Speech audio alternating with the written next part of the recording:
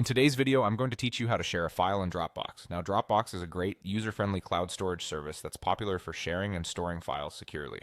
Whether you're working from home, collaborating on a project, or simply want to share personal files with friends and family, Dropbox makes it a breeze. First, let's head over to Dropbox's website. If you haven't already, open your web browser and navigate to www.dropbox.com. Here, you'll need to log into your account. If you don't have an account yet, you'll need to sign up. The sign-up process is straightforward, and once you have your account, you can log in using your credentials. Upon logging in, you'll be directed to your Dropbox homepage, where all your files and folders are stored.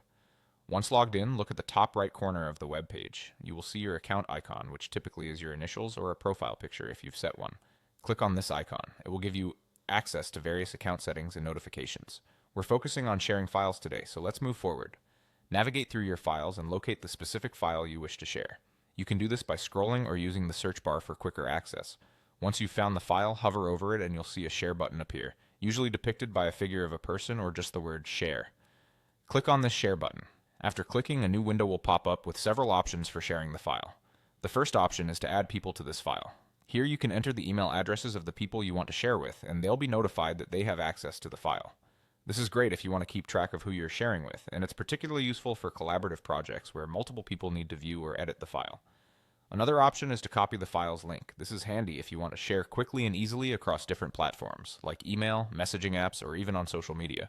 Simply copy and paste the link wherever you need to. There's also an option to transfer a copy. This allows you to send a one-time copy of the file to someone, which is perfect if you don't want them to have ongoing access. Lastly, you can generate a QR code for direct links, convenient for physical handouts or presentations. And that's it.